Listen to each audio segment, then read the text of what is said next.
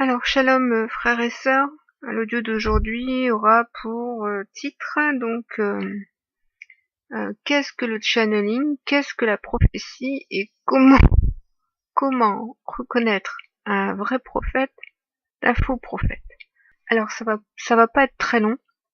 Vous avez tous déjà tombé sur des vidéos ou des sites de personnes qui reçoivent des messages de la Vierge Marie ou qui reçoivent des messages de Jésus, ou qui reçoivent des messages d'entités célestes, d'anges, de maîtres ascensionnés.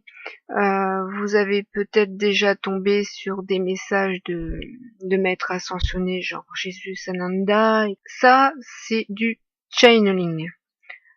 On va aller droit au but. Qu'est-ce que c'est que le channeling et comment différencier le channeling de la prophétie qui vient de Dieu?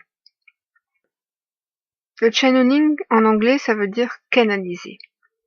Les gens qui reçoivent des messages de l'au-delà, d'entités célestes, qu'ils pensent être célestes, n'est-ce pas, sont des canals. Ils ont pour but de recevoir des enseignements de guides spirituels, d'entités spirituelles, et de les transmettre aux hommes. Alors, le channeling, c'est un don qui est lié à la médiumnité. La médiumnité est condamnée par Dieu. Tout ce qui est relatif à la divination est condamné par Dieu, je le rappelle. Donc le channeling, la médiumnité font partie de la divination. Alors le channeling n'a rien à voir avec la prophétie. Prophétie qui vient de Dieu. Les prophètes n'étaient pas des canals et ne canalisaient pas des messages de l'au-delà. Ça n'a rien à voir. Alors, qu'est-ce qu'un prophète selon la Bible? Un véritable prophète. Alors, je vais vous l'expliquer et vous allez voir que c'est très simple. On peut faire la différence très très rapidement. Et vous pourrez d'ailleurs, après avoir eu cette définition, bien faire la différence entre ceux qui se disent prophètes sur YouTube et qui ne le sont pas du tout, et ceux qui sont de véritables prophètes. Et vous verrez qu'en réalité, des vrais prophètes, il y en a nulle part. C'est catastrophique, mais c'est la vérité. Un véritable prophète de Dieu ne fait pas de la divination. C'est-à-dire, il va pas vous prédire l'avenir. Déjà, pour commencer. Regardez la Bible, prenez la parole de Dieu, regardez, lisez tous les prophètes qui sont dans la parole de Dieu, que ce soit Daniel, que ce soit Jérémie, que ce soit Isaïe ou les autres. Une prophétie est toujours voilée.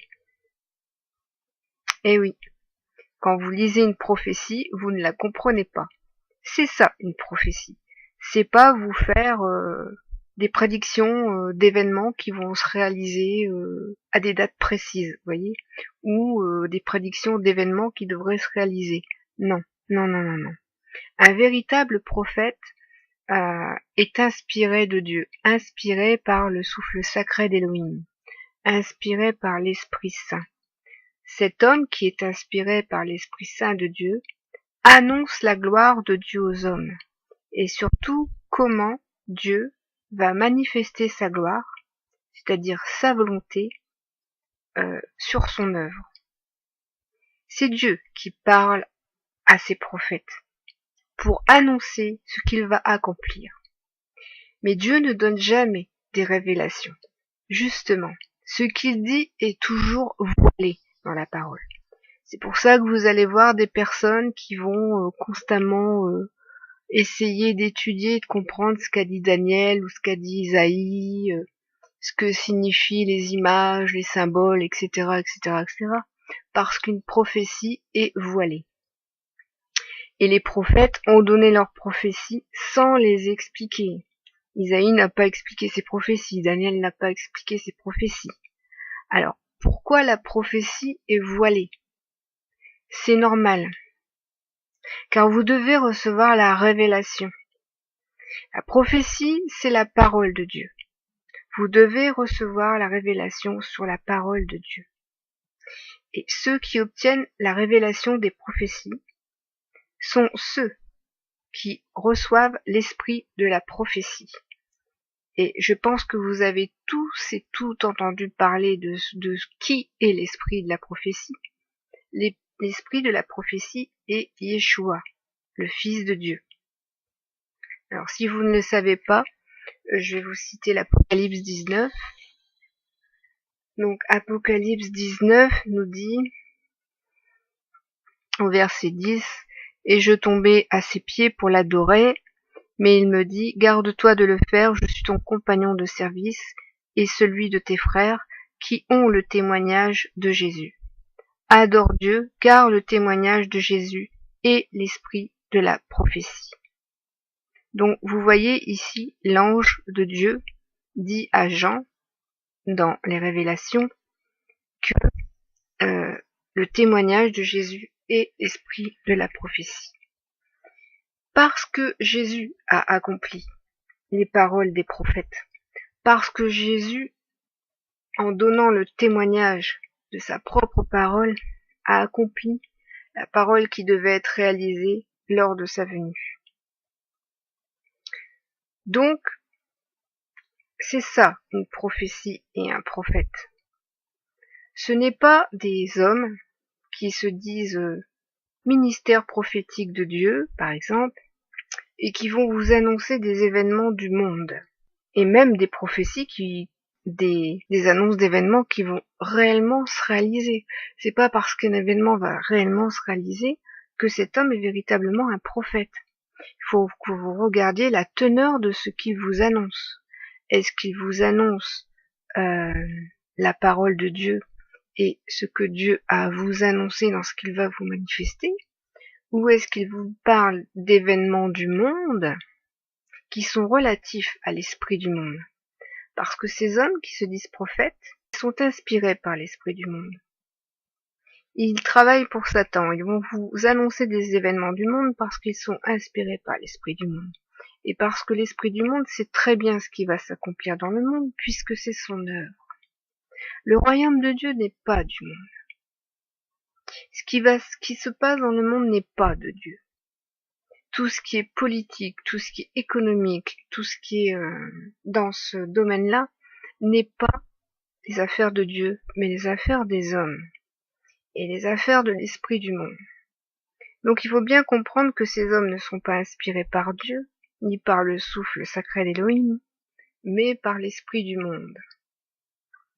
Idem pour les prophètes qui sont des médiums et qui canalisent des messages de l'au-delà et qui ne sont absolument pas voilés, parce que ces prophètes vous donnent des enseignements, ne reçoivent que des messages qui ont pour but de vous donner des enseignements, soit des nouveaux enseignements, ou soit des enseignements sur la parole pour que vous la compreniez dans le sens où ces esprits veulent vous la faire comprendre.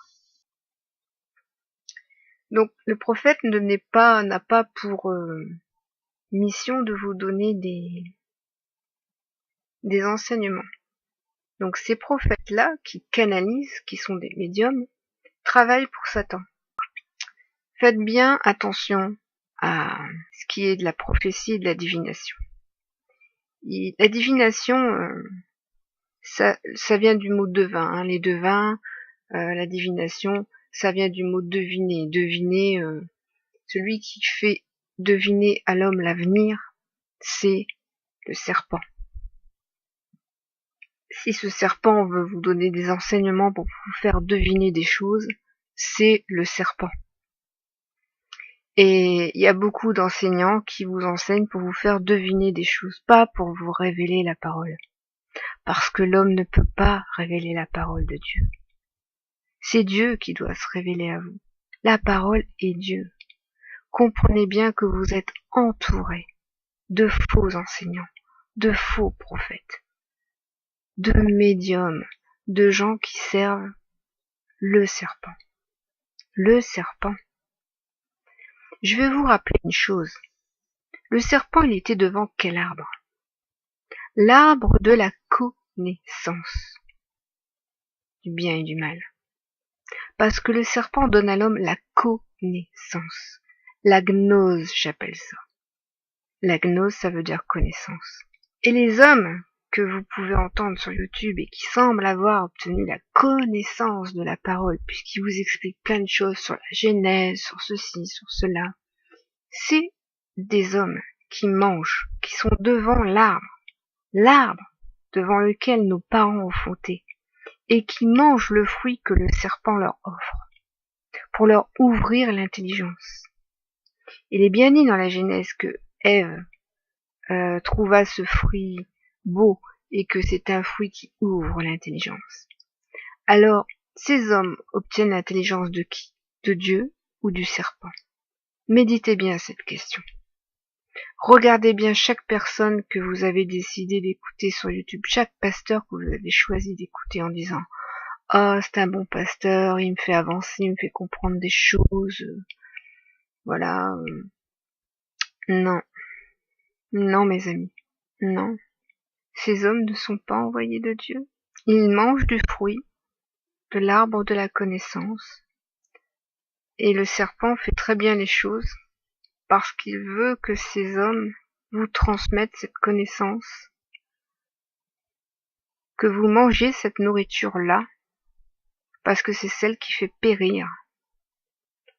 Alors attention aussi à ces médiums qui canalisent des messages de Jésus, qui sont des faux Jésus, parce que Jésus n'a jamais enseigné qu'il reviendrait à la bouche de ses prophètes pour vous enseigner une suite de sa parole.